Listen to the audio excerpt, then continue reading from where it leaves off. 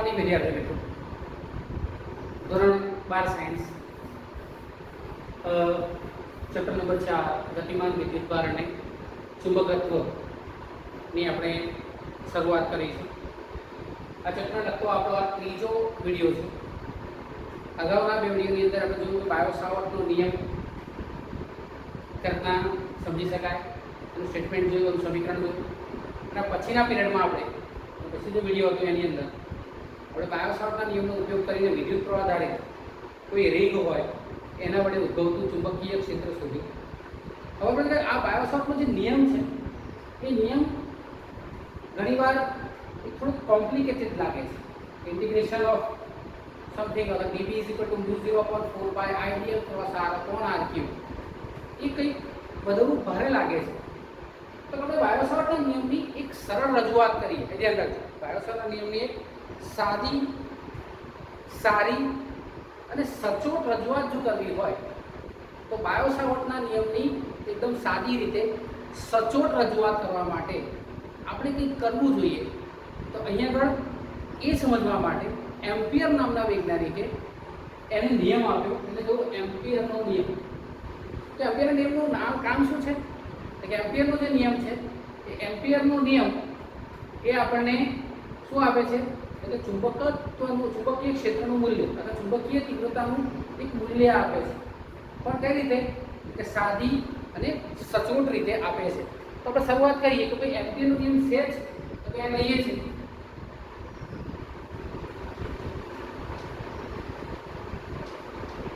Bio સાવર્ટના નિયમની સાદી રીતે અને સચોટ રજૂઆત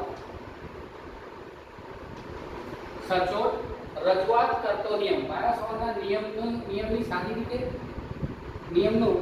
રીતે અને સચોટ રજૂઆત કરતો નિયમ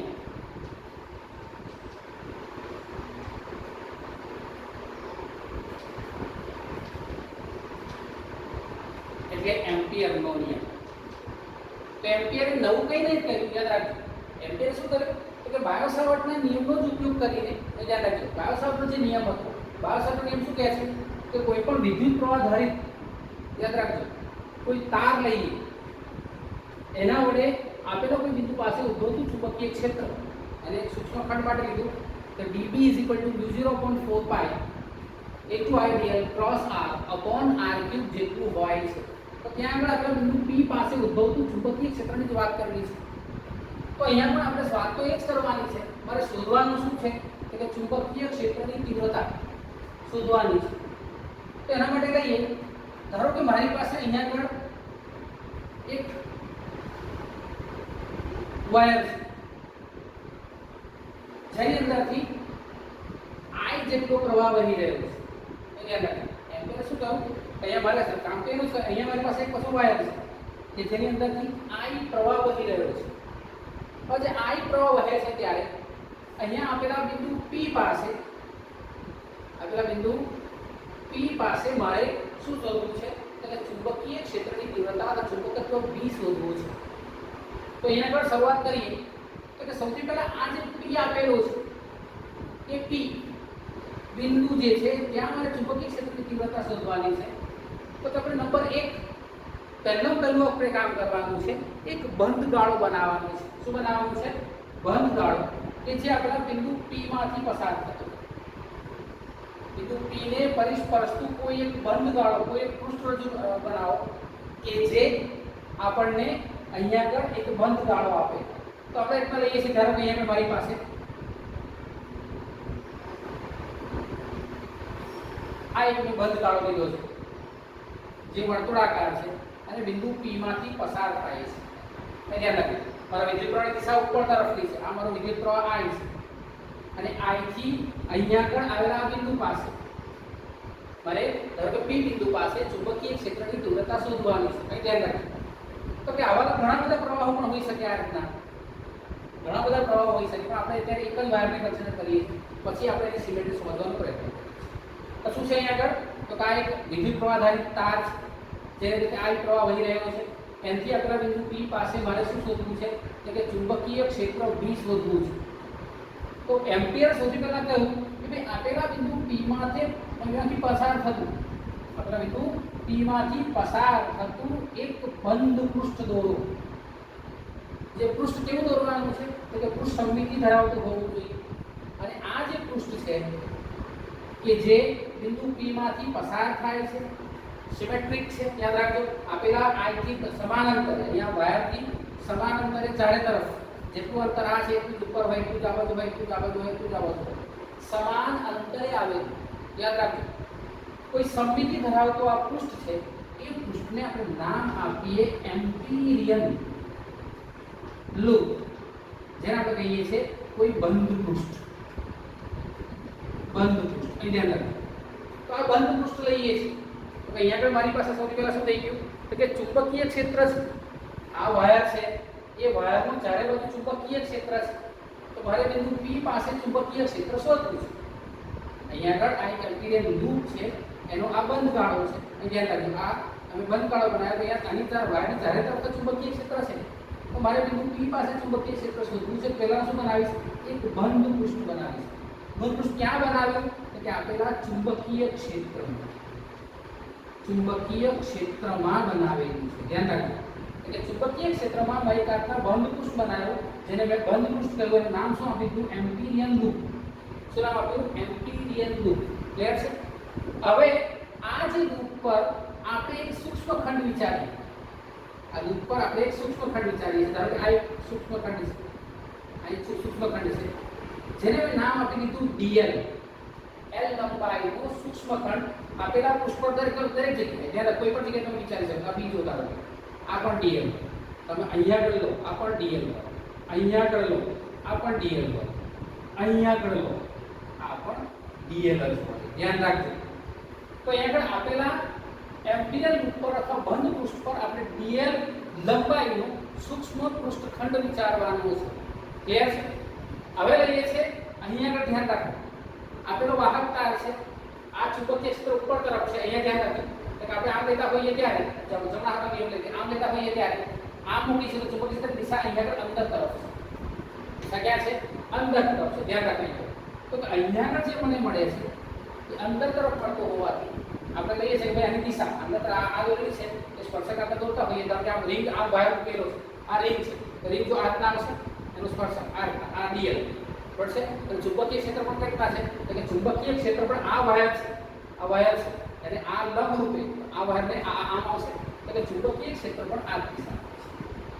ક્લિયર છે. તો મારી પાસે આ ચુંબકીય ક્ષેત્ર P ચુંબક ક્ષેત્ર P અને આ dl એનો આપણે ગુણાકાર કરીએ. આ તો કે લંબ ઘટક B જે પરપેન્ડિક્યુલર ઘટક છે આપેલા વાયરને લંબ ઘટક અને dl નો ગુણાકાર કરીએ તો આપણને તે B.dl જેટલો મળે. કેટલો મળે B.dl જેટલો મળે ઇઝ ઇક્વલ ટુ B.dl. તો કે આપેલા બંધ પૃષ્ઠ પરનું ચુંબકીય ક્ષેત્રનું અહીંયા આગળ ધ્યાન રાખજો.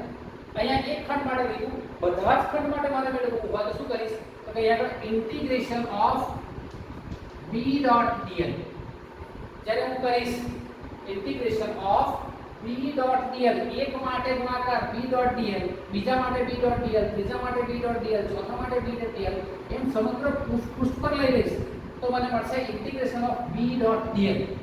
B શું છે મારું ચુંબકીય ક્ષેત્ર. dl શું છે મારો અહીંયા આગળ dl આ B.dl આપેલું ચુંબકીય ક્ષેત્રનું અહીંયા L છે તો L એની માટે સૂક્ષ્મ ખંડની લંબાઈ છે. સૂક્ષ્મ ખંડની લંબાઈ છે માટે આ થયું ચુંબકીય ક્ષેત્રની લંબાઈ dl લંબાઈ પર છે માટે આને કહીશું આપણે ચુંબકીય ક્ષેત્રનું રેખા સંકલન. કોના પર વાત કરીએ છીએ તો કે બંધ પૃષ્ઠ.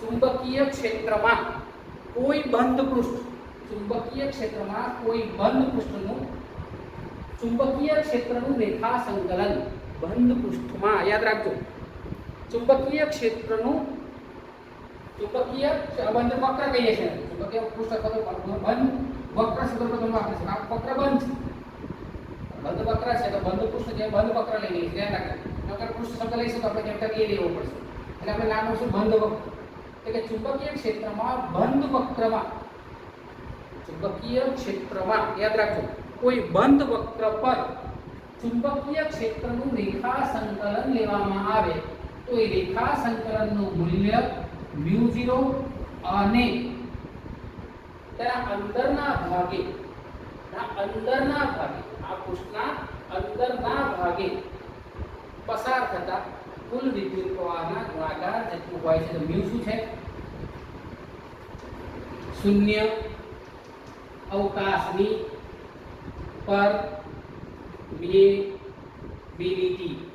પરમિએબિલિટી યાદ રાખજો. શૂન્ય અવકાશની પરમિએબિલિટી. તો અહીંયા આગળ નિયમ મળે છે કે ચુંબકીય ક્ષેત્રમાં બંધ વક્ર પર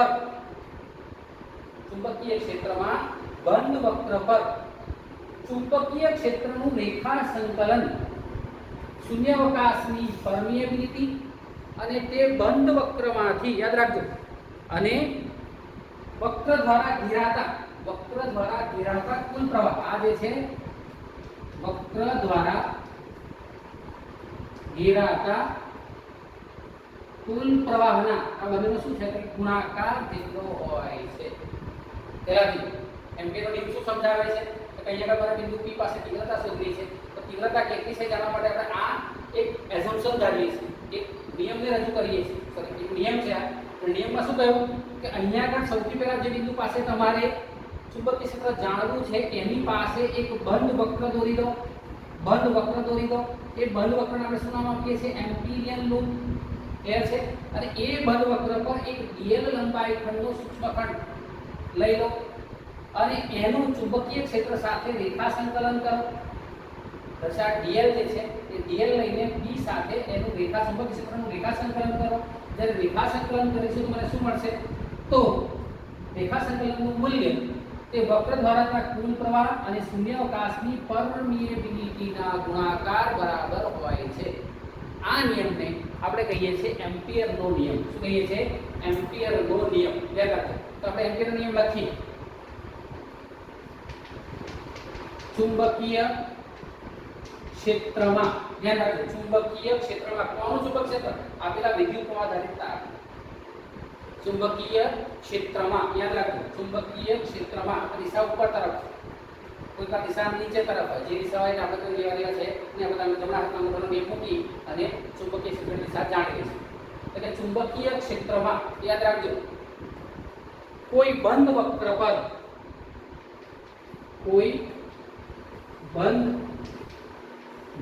પર ચુંબકીય ક્ષેત્રમાં કોઈ બંધ વક્ર પર યાદ રાખજો ચુંબકીય ક્ષેત્રનું રેખા સંકલન ચુંબકીય ક્ષેત્રનું રેખા સંકલન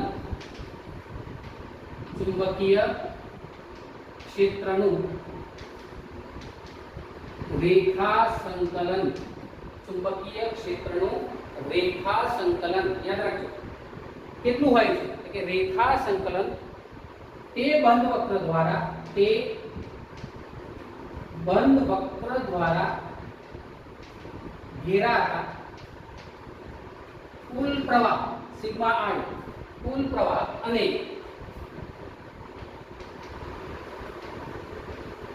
શૂન્ય અવકાશની ધ્યાન રાખજો શૂન્ય અવકાશની પરમિએબિલિટી આપણે લખીશું μ0 શૂન્ય અવકાશની પરમિએબિલિટી μ0 ના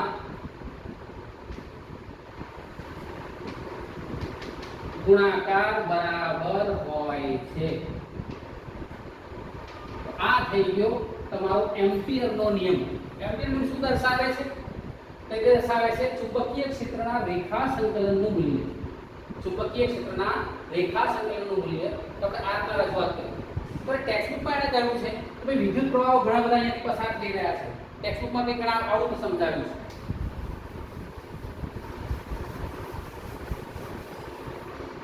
દર કંઈક રીતના વિદ્યુત પ્રવાહો પસાર થઈ રહ્યા છે. આ રીતના બધા વિદ્યુત પ્રવાહો પસાર થઈ રહ્યા છે આ દિશામાં. તો આ વિદ્યુત પ્રવાહ I છે. વિદ્યુત પ્રવાહ I છે. આની અંદર એક બંધ વક્ર વિચારો. આ બંધ વક્ર થઈ ગયું. આ બધા વિદ્યુત પ્રવાહ આટલા પસાર થતા હોય છે અહીંથી બધામાંથી I પ્રવાહ પસાર થાય છે, I પ્રવાહ પસાર થાય છે, I પ્રવાહ પસાર થાય છે, I પ્રવાહ પસાર થાય છે. તો આ બંધ વક્ર માટે પ્રત્યેક ખંડ dl ધ્યાન રાખજો. આટલા dl લઈ લઈએ તો આ ચુંબકીય ક્ષેત્ર આ વાયર વડે ઉત્પન્ન થશે B અને આ સૂક્ષ્મખંડ dl. તો આ B અને dl નું રેખા સંકલન, B અને dl નું રેખા સંકલન કેટલું હોય? μ0 * સિગ્મા I જેટલું હોય છે. આ બંધ વક્ર આપણે જોવાનું છે. એટલે કે નિયમ આવો થઈ ગયો કે ઇન્ટિગ્રેશન બંધ પૃષ્ઠ માટે નિશાની આવી થઈ. બંધ પૃષ્ઠ માટે આવી નિશાની લઈશું. રેખા સંકલન લઈએ ચુંબકીય ક્ષેત્રનું dl ની સાપેક્ષે, dl ની સાપેક્ષે ધ્યાન રાખજો કેટલું હોય તો કે μ0 * સિગ્મા I. આ જે નિયમ થયો એ નિયમને કહેવાય છે એમ્પિયર સર્કિટલનો નિયમ, એમ્પિયર સર્કિટલ રૂલ, એમ્પિયરનો સર્કિટલ નિયમ, એમ્પિયરનો સર્કિટલ નિયમ.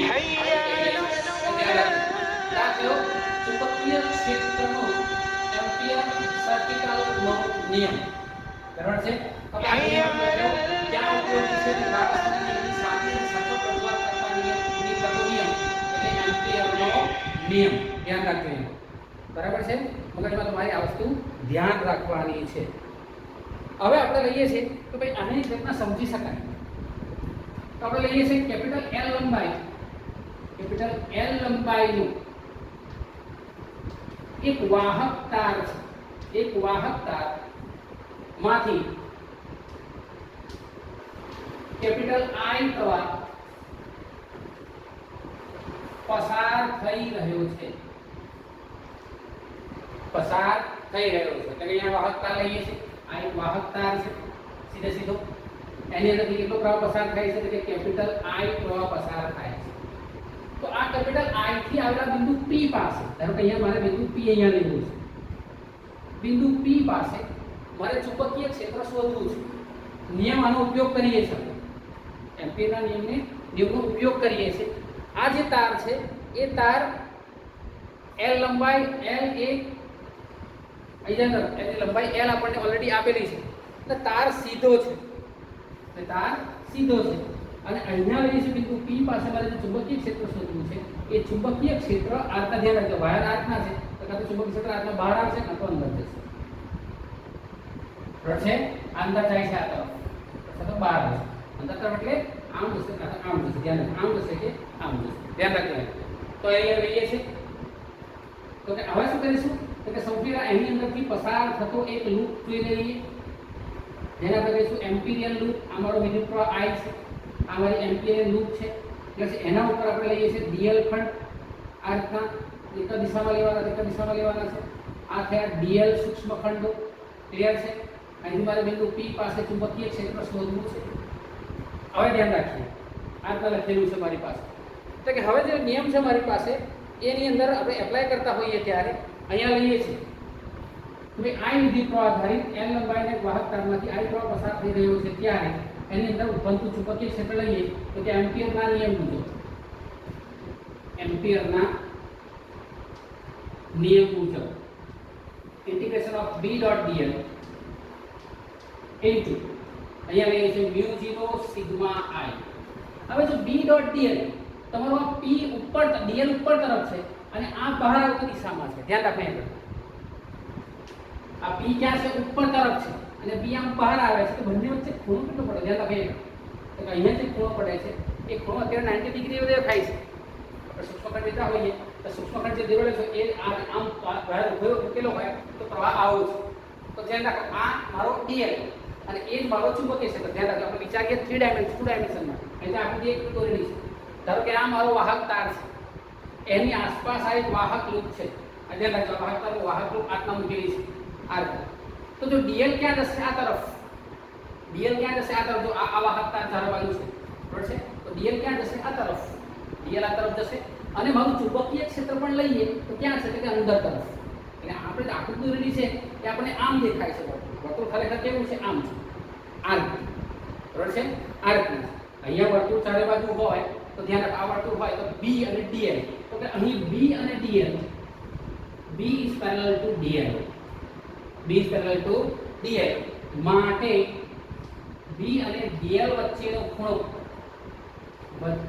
ખૂણો theta is equal to 0 theta is equal to 0 degree મને મળશે theta જે મને મળે છે એ 0 ડિગ્રી મળશે માટે b dot dl આપણે લખીશું b dl cos theta integration of બંધ પૃષ્ઠ b dl cos theta is equal to mu 0 sigma I એક જ પ્રવાહ પસાર થઈ રહ્યો છે એટલે આપણે લખી દઈશું I એક જ પ્રવાહ પસાર થાય છે માટે લખી દઈશું I ક્લિયર છે b dl cos 0 1 cos theta is equal to 0 માટે cos 0 is equal to 1 માટે મને મળશે ઇન્ટિગ્રેશન બંધ પૃષ્ઠ b dl is equal to mu 0 I b dl is equal to mu 0 I કઈ ધ્યાન રાખજો બરાબર છે હવે આપણે લઈએ છીએ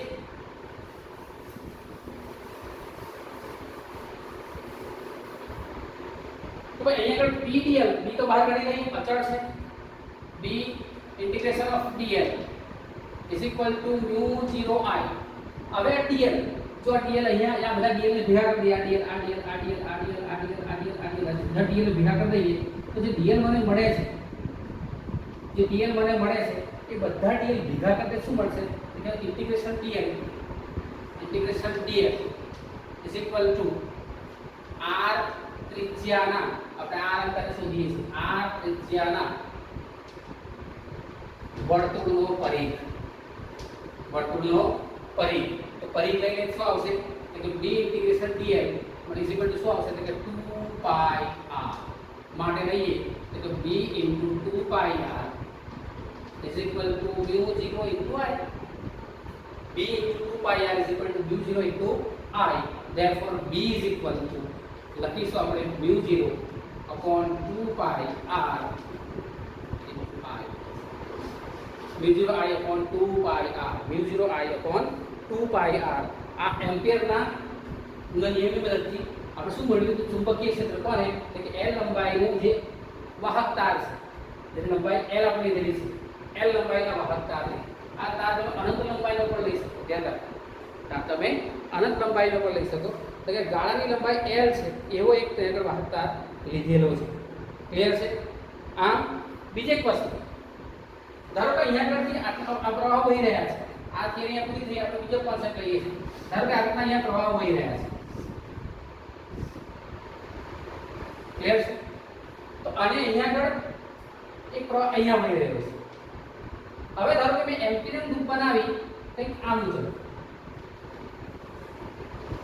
આ મારી એમ્પિરિયલ લૂપ છે છે આ ધારો કે મારો I છે આ પણ I છે પ્રવાહ સરખો પસાર થઈ રહ્યો છે દિશા ધારો કે I1 છે આ I2 છે I3 છે I4 છે આ I5 છે આ મારી એમ્પિરિયલ લૂપ છે જે બંધ વક્ર લઈએ તો એનો બંધ વક્ર છે આ મારો બંધ વક્ર છે એટલે જો વક્ર અને પૃષ્ઠમાં તફાવત છે પૃષ્ઠ લઈએ ત્યારે 2 ડાયમેન્શનમાં આવશે વક્ર લઈએ તો સીધી એક રેખા અહીંયા આમ એક તાર મૂકી દઈએ પાતળો એક પાતળો દોરો મૂકી દઈએ એટલે દોરો બંધ કરી દઈએ તો આને આપણે ઘેરાતો કોઈ પ્રવાહ તો કે ધારો કે ઉપર તરફની દિશા જે પ્રવાહ જાય છે એને આપણે ધન લઈ લઈએ નીચે તરફ જે પ્રવાહ આવે છે એને ઋણ લઈ લઈએ ઉપર તરફ જે પ્રવાહ જઈ રહ્યા છે એને આપણે ધન ધારીએ અને નીચે તરફ જાય છે પ્રવાહ એને ઋણ ધારીએ ધારો ઘણીવાર દિશાની કેટલીક ટેક્સ્ટબુકમાં આવું કરેલું હોય છે ધારો કે આ દિશા બહાર તરફ આવી રહી છે આ દિશા બહાર તરફ આવી રહી છે આ દિશા અંદર તરફ જઈ રહી છે આ દિશા અંદર પણ પ્રવાહની દિશાની વાત કરું ક્લિયર છે તો કે હવે અહીંયા ધ્યાન રાખજો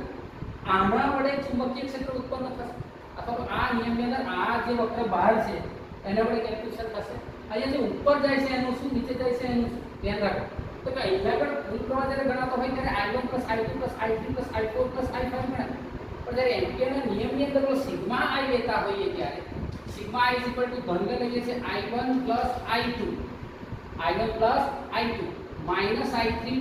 -I4 ક્લિયર છે I1 I2 ઉપર તરફ જતા દિશાઓને આપણે ધન ધારીએ તો નીચે તરફ જતા દિશાઓ કેવા લઈશું ઋણ લઈશું તો જ્યારે સિગ્મા I ફાઇન્ડ કરતા હોઈએ ત્યારે તમારે આ વસ્તુને ધ્યાનમાં રાખવાની છે આ વસ્તુને તમારે ધ્યાનમાં ખાસ રાખવાની છે ક્લિયર છે પ્રવાહોનો સરવાળો કરતા હોઈએ ત્યારે સિગ્મા I આ જે સિગ્મા I લીધેલો છે એ સિગ્મા I શોધતા હોય ત્યારે જો એક કરતાં વધારે પ્રવાહો તમને એમસીક્યુમાં આપેલા છે તો એમસીક્યુમાં આપણે આટલા લઈશું ધારો કે આ 2 એમ્પિયર છે આ 3 એમ્પિયર છે ધારો કે આ 5 એમ્પિયર છે અને ધારો કે આ પાછું 10 કે આ 5 એમ્પિયર છે, આ 3 એમ્પિયર છે, આ 4 એમ્પિયર છે અને ધારો કે આ તમારી પાસે 2 એમ્પિયર છે અને આ પ્રવાહ છે તમારી પાસે 6 એમ્પિયર છે. તો આ પ્રવાહ તો પૃષ્ઠમાં દાખલ થતો અહીંયા છે જ નહીં. જે પૃષ્ઠમાં નથી એને સરળામાં લેવાનું નથી. યાદ રાખો, જે પૃષ્ઠની અંદર ઘેરાયેલો નથી. નિયમ શું કહે છે? ચુંબકીય ક્ષેત્રમાં કોઈ બંધ વક્ર પર, આ બંધ વક્ર વડે ઘેરાયેલા વિદ્યુત પ્રવાહની વાત કરીએ છીએ આપણે.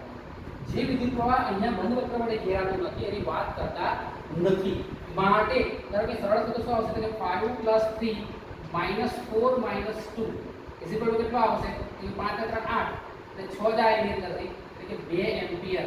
જ્યારે કેલ્ક્યુલેશનમાં લેતા હોઈએ ત્યારે સિગ્મા i 2 એમ્પિયર લેવાનું. સપરે છે તો નિયમ તમારે ખાસ યાદ રાખવાનું છે.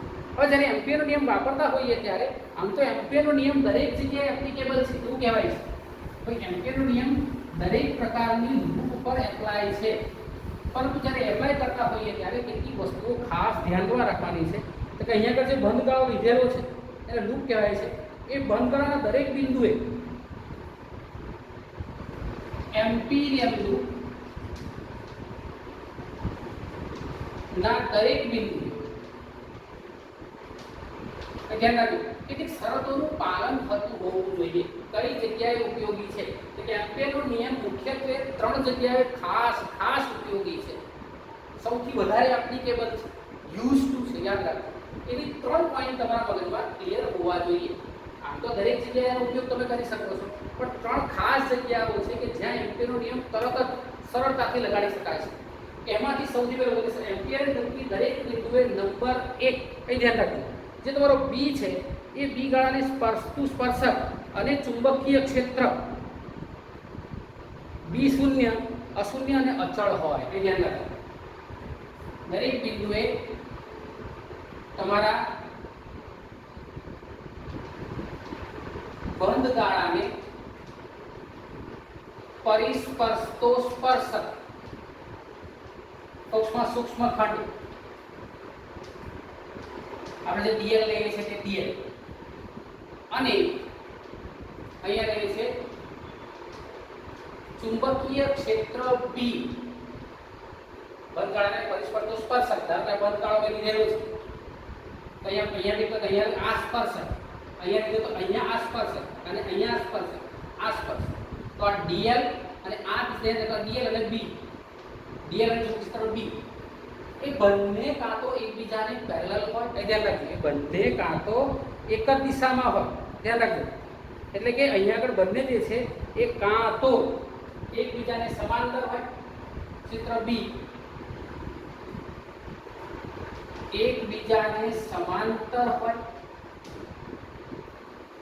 બિંદુએ સમાંતર હોય એટલે કે B is parallel to dl અને આવા સમયે તમને થીટા કેટલા મળશે? 0 ડિગ્રી. થીટા કેટલા મળશે? 0 ડિગ્રી મળશે. બરાબર છે? તો અહીંયા સમાંતર હોય તો B parallel to dl મળશે, θ 0 મળશે. અને આવી પરિસ્થિતિમાં તો B.dl એટલે B dl cos θ. મને કહ્યું B dl cos θ એટલે ઓટોમેટિકલી cos 0 1 થઈ જશે એટલે તમને સમીકરણ મળી જશે. પણ શરત પછી બીજી યાદ રાખજો કે અહીંયા આગળ B અને dl ના મૂલ્યો અશૂન્ય અને અચળ હોવા જોઈએ. B અને dl ના મૂલ્યો કેવા? અશૂન્ય અને અચળ હોવા જોઈએ. બદલાતા ના હોવા જોઈએ. ચેન્જ થઈ જાય નિયમ એપ્લિકેબલ એટલો બધો થતો નથી. ક્લિયર છે? જો B 0 હોય તો કઈ વાત જ કરવાની જરૂર નથી. dl 0 છે, સંકલન જ થવાનું નથી એટલે આપણે નિયમ લગાડવાની કોઈ જરૂર છે નહીં. એટલે સમાંતર લઈએ. નંબર 2 ધ્યાન રાખજો. બીજી વસ્તુ તો કે અહીંયા આગળ B જે તમારો છે એ dl ને લંબ રૂપે હોય. ધ્યાન રાખજો, જો B અને dl એકબીજાને લંબ રૂપે હોય, જો B એ dl ને લંબ રૂપે હોય, ધ્યાન રાખજો. therefore B is perpendicular to dl લઈએ અહીંયા ધ્યાન રાખજો. તો d અને dl એકબીજાને લંબ રૂપે હોય તો થીટા શું મળશે? તો કે થીટા 90 ડિગ્રી મળે. અને cos 90 0 હોવાથી તમારું ચુંબકીય ક્ષેત્ર B કેવું મળશે? 0 મળશે. કાં તો અશૂન્ય હોય, ધ્યાન રાખજો, અથવા તો આવું લઈ લે ત્યારે B નું મૂલ્ય જો આ તો તો નિયમ છે બી મૂલ્ય ધરાવે છે, dl મૂલ્ય ધરાવે છે, અશૂન્ય અને અચળ છે, પરંતુ બંને લંબ છે માટે b ડોટ dl તો ધ્યાન રાખો તો ધ્યાન રાખો b dot dl is equal to b dl cos theta, b dl cos theta, b dl cos theta એટલે લખીશું b dl cos 90 અને cos 90 એટલે 0 માટે b dot dl is equal to 0, therefore b is equal to 0, b is equal to 0. બીજી condition ધ્યાન રાખજો, અહીંયા પણ તમારો એમ્પિયરનો નિયમ એપ્લિકેબલ છે. નંબર 3, એમ્પિયરનો નિયમ જ્યારે યુઝ કરતા હોઈએ ત્યારે તમારે એક વસ્તુને ખાસ ધ્યાન રાખવાની છે કે બી નાબૂદ થતું ના હોય, બી નાબૂદ થતું ના હોય. સાહેબ આ ક્યારે થાય? તો કે જ્યારે અહીંયા આગળ બે વાયર છે જે સમાન લંબાઈના છે અને સમાન વિદ્યુત પ્રવાહ ધારી છે, અને અહીંયા આગળ એમ્પિયર લૂપ લીધી તો અહીંયા જેટલું ચુંબકીય ક્ષેત્ર આ ઉત્પન્ન કરશે એટલું જ આ ઉત્પન્ન કરશે, જેટલું ચુંબકીય ક્ષેત્ર આ વાયર ઉત્પન્ન કરશે એટલું જ આ ઉત્પન્ન કરશે. એટલે કે આની અસર આ નાબૂદ કરી દેશે, માટે અહીંયા ચુંબક ક્ષેત્રની અસર નાબૂદ થઈ ગઈ અને નાબૂદ થઈ જતી હોય ત્યારે નિયમ એપ્લિકેબલ નથી. ક્લિયર છે? એટલે કે બી નાબૂદ થતું ના હોય, ધ્યાન રાખજો, હંમેશા બી નું મૂલ્ય તમારું નાબૂદ થતું ના હોવું જોઈએ. તો આ 3 કન્ડિશન છે કે જ્યાં કે તમારા એમ્પિયરનો નિયમ અહીંયા આગળ ઉપયોગી છે. એમ્પિયરનો નિયમ ક્યારે ઉપયોગી છે? તો જો આ 3 કન્ડિશનનું પાલન થતું હોય તો બંધ અને પરિસ્પર્શ સ્પર્શક એટલે શું બને TL અને ચુંબક ક્ષેત્ર બી એકબીજાને સમાંતર હોય નિયમ એપ્લાય કરી દો. જો એકબીજાને લંબ હોય નિયમ એપ્લાય કરી દો તો ધ્યાન રાખજો. અને વિનાબૂદ ના થતું હોય નિયમ લાગી શકાશે. ક્લિયર છે? એમ કોઈ પણ સમમિત વિદ્યુત પ્રવાહ વિતરણ હોય, સમમિત વિદ્યુત પ્રવાહ વિતરણ હોય એ દરેક જગ્યાએ એમ્પિયરનો નિયમ એપ્લાય કરાય. પરંતુ અહીંયા આગળ જ્યારે આપણે એની વાત કરતા હોઈએ ત્યારે અહીંયા તમારો એમ્પિયરનો નિયમ એ આ 3 કન્ડિશનમાં સૌથી વધારે એપ્લિકેબલ છે, સૌથી વધારે યુઝફુલ છે. ધ્યાન રાખજો. એટલે કે જ્યારે એમ્પિયર સર્કિટનો નિયમ ઉપયોગ કરતા હોઈએ ત્યારે એના ઉપયોગ માટે તમારે અહીંયા આ 3 વસ્તુઓ ખાસ ધ્યાન રાખવાની છે કે બી અને ડી એકબીજાને સમાંતર છે નિયમ લગાડો, બી અને ડી એકબીજાને લંબરૂપ છે નિયમ ઈઝીલી લાગશે. જો બી નાબૂદ ના થતું હોય ધ્યાન રાખજો, બી નાબૂદ ના થતું હોય તો એપ્લિકેબલ છે, બાકી એપ્લિકેબલ નથી. ધ્યાન રાખજો. આમ એમ્પિયર સર્કિટનો નિયમ એ બાયોસાવર્ટના નિયમ અને ચુંબકીય ક્ષેત્ર અને વિદ્યુત પ્રવાહને સાંકળે છે. એમ્પિયરનો નિયમ શું કરે છે? એમ્પિયરનો નિયમ બાયોસાવર્ટના નિયમ અને વિદ્યુત પ્રવાહ સાથે એકબીજાને સાંકળે છે. બી અને આઈ નો અહીંયા આગળ સાંકળે છે. આ બંને નિયમો સ્થિર પ્રવાહને કારણે મળતા હોય છે. સ્થિર પ્રવાહ વહેતા હોય ત્યારે વાહકની અંદર બંને નિયમો ક્યારે એપ્લિકેબલ છે? એટલે જ્યારે વાહકમાંથી સ્થિર પ્રવાહ વહેતો હોય. ધ્યાન રાખજો. ક્લિયર છે? જે રીતે કુલમ્બના નિયમ માટે ગાઉસનો નિયમ છે, યાદ રાખજો. કુલમ્બના નિયમ માટે શું આપણે જોયો હતો? ગાઉસનો નિયમ. તો બિંદુવત વિદ્યુત ભાગ માટે મારે વિદ્યુત બળનું મૂલ્ય શોધવું હોય તો કુલમ્બનો નિયમ. તો બિંદુવત વિદ્યુત ભાગનું સંમિત વિતરણ થયેલું હોય, રેખા પર વિતરણ થયેલું હોય, કોઈ પૃષ્ઠ વિતરણ થયેલું હોય, કોઈ કદ પર વિતરણ થયેલું હોય તો ગાઉસનો નિયમ ઈઝીલી વાપરવો. એટલે કુલમ્બના નિયમની રજૂઆત કરવા માટે મારી પાસે ગાઉસનો નિયમ છે. એ રીતના જ જે રીતના બાયોસાવર્ટનો નિયમ છે એ બાયોસાવર્ટના નિયમનો અહીં ધ્યાન રાખજો ઉપયોગ માટે એમ્પિયરનો નિયમ છે. કુલમ્બના નિયમ માટે જે રીતે આપણે ગાઉસનો નિયમ યુઝ કરીએ છીએ, સમમિત વિદ્યુત ભાર વિતરણ માટે ગાઉસનો નિયમ, તો સમમિત વિદ્યુત પ્રવાહ વિતરણ માટે, સમમિત વિદ્યુત પ્રવાહ વિતરણો માટે હું શું વાપરીશ? એમ્પિયરનો નિયમ. એ એમ્પિયર નિયમ છે શું? કે બાયોસાવર્ટના નિયમની એક પ્રકારની રજૂઆત છે. ધ્યાન રાખજો. બરાબર છે? અને એમ્પિયરનો સર્કિટનો નિયમ સ્થિર વિદ્યુત પ્રવાહ માટે સત્ય છે. જો વિદ્યુત પ્રવાહ અસ્થિર હોય થોડી વાર પછી તો આપણે અસ્થિર થઈ જાય. પહેલા 2 એમ્પિયર, પછી ડાયરેક્ટ 10 એમ્પિયર, પછી 15 એમ્પિયર, પછી 20 એમ્પિયર. વિદ્યુત પ્રવાહમાં સતત ફેરફાર થતો હોય ત્યારે ચુંબકીય ક્ષેત્રમાં દર વખતે નિયમ અલગ અલગ એપ્લાય કરવો પડે. તો અસ્થિર પ્રવાહ માટે એમ્પિયરનો નિયમ ઉપયોગી નથી. જે રીતના અસ્થિર વિદ્યુત પ્રવાહ વિતરણ હોય, સમમિત વિદ્યુત વિતરણ હોય, ગાઉસનો નિયમ લાગે. તો વિદ્યુત વિતરણ સમમિત નથી, એનો આકાર કોઈ નિશ્ચિત નથી, ના કદ છે, ના ખંડ છે, ના લંબાઈ છે, તો ગાઉસનો નિયમ ઉપયોગ કરવામાં થોડી તકલીફ પડે. ખ્યાલ છે? એ રીતના અહીંયા આગળ સ્થિર પ્રવાહો માટે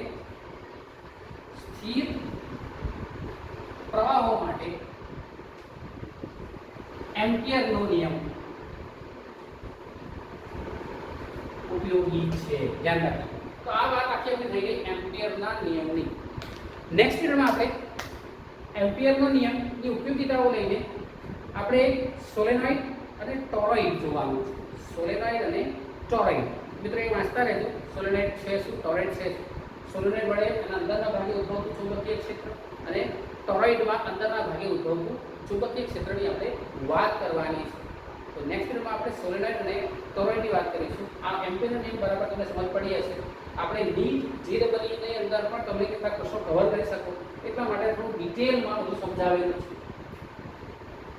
બાકી તમારે જો થિયરી લખવી હોય તો જે તમને પેમ્પલેટ્સ આપેલું છે એમાં તમે એક્ઝામમાં તમને થિયરી લખશો તો પણ ચાલશે. પણ અહીંયા સમજવા માટે આમ તે સ્ટેપ બાય સ્ટેપ વ્યવસ્થિત લખેલું છે. તમે આ પણ લખી દેશો તો પણ ઇનફ છે. આ એમ્પિયરનો નિયમ છે, આ એક એનો ઉપયોગ એપ્લિકેશન બતાવે અને આ ક્યારે ઉપયોગી છે એના માટેના મુદ્દા દર્શાવે. ક્લિયર છે? તો એમ્પિયરનો નિયમ આ રીતના આપણે સમજ્યા છે. આઈ હોપ તમને સમજ પડી હશે. સમજ ન પડે તો મને કમેન્ટ કરવાનું છે. ક્લિયર છે? નેક્સ્ટ પીરિયડમાં સોલેનોઇડ અને ટોરોઇડ જોઈશું. Thank you. લખો અને પોતાનું નામ કમેન્ટ બોક્સમાં ભજ્યા લખશો.